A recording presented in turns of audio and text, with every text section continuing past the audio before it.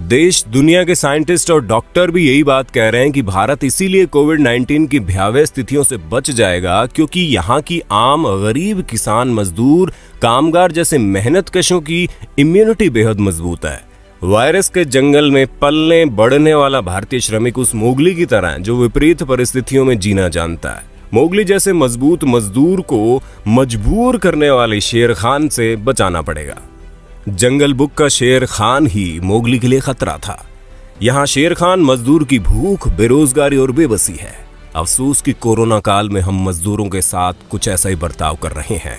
बीवी बच्चों के साथ भूख प्यास के आलम में भी जो 500-700 किलोमीटर पैदल चल ले, इन्हें हल्के में मत लेना। यही भारत की ताकत है, यही भारत की आत्मा है। इन्हीं मेहनतकशों की मेहनत का पसीना रोज न जाने कितने जहरीले वायरस पी जाता है। भारत जैसे घनी आबादी वाले राष्ट्र को मेहनत के इस पसीने ने ही इटली और अमेरिका नहीं बनने दिया।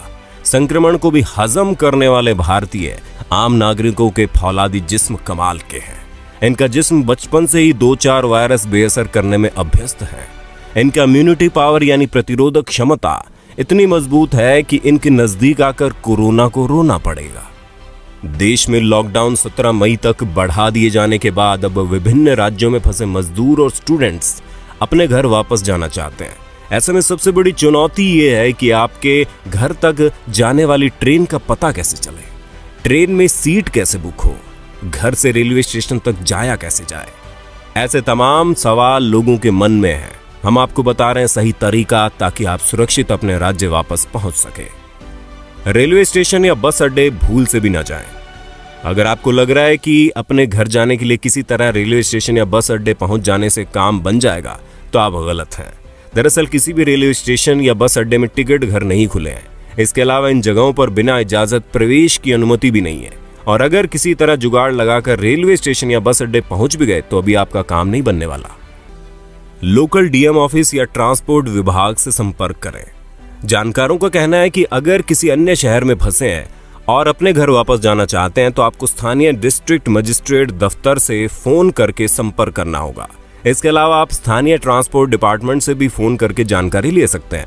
जिला अधिकारी ऑफिस या ट्रांसपोर्ट विभाग ही आपको अपने राज्य तक जाने वाले ट्रेन या बस की जानकारी उपलब्ध करा सकेंगे।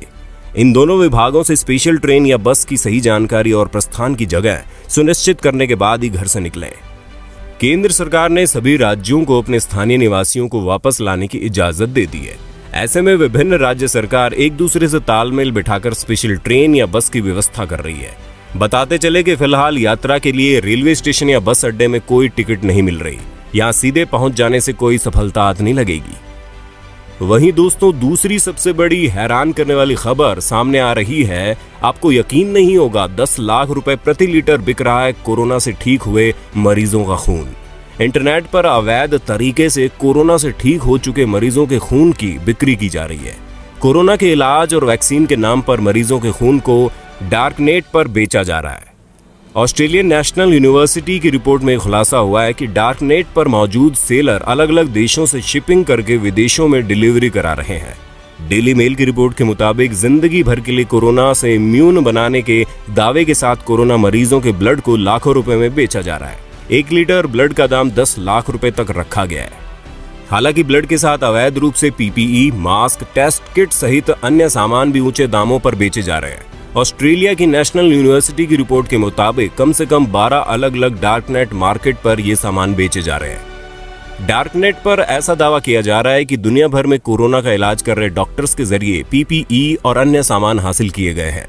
बेचने वाले इन सामानों को अलग अलग देशों में डिलीवरी कराने को भी तैयार है। ज्यादातर ऐसे प्रोडक्ट अमेरिका से, जबकि कुछ प्रोडक्ट यूरोप, ब्रिटेन और ऑस्ट्रेलिया से शिपिंग के लिए मौजूद थे। कोरोना से ठीक हो चुके मरीजों के प्लाज्मा के जरिए अन्य मरीजों के इलाज से जुड़ी कुछ रिपोर्ट सामने आई हैं, लेकिन प्लाज्मा थेरेपी के खतरे भी हैं और इससे लोगों की जान भी जा सकती है। फिलहाल डॉक्टर प्रयोग के तौर पर कुछ खास परिस्थिति में ही इस थेरेपी को आजमा रहे हैं। प्रमुख रिसर्चर रोड ब्रॉडहर्स्ट ने कहा है कि महामारी के वक्त कुछ लोग आपराधिक तरीके से कमाई की कोशिश कर रहे हैं। आने वाले दिनों में बढ़ सकता है, इसलिए कड़ी मॉनिटरिंग की जरूरत है ताकि इसे बंद किया जा सके। ब्रॉडहर्स्ट ने कहा कि हमने पाया कि असुरक्षित वैक्सीन और एंटीवायरल दवाइयां भी डार्कनेट पर लोगों को बेची जा रही है। भारी मात्रा में पीपीई की भी बिक्री हो रही है क्योंकि बाजार में इसकी कमी बनी हुई है। वहीं ऑस्ट्रेलियन इंस्टीट्यूट ऑफ क्रिमिनोलॉजी के डिप्टी डायरेक्टर रिक ब्राउन ने कहा कि इन चीजों की बिक्री से लोगों के स्वास्थ्य को गंभीर खतरा है। दोस्तों, ऐसी अन्य जानकारी के लिए चैनल को जरूर सब्सक्राइब कर लें और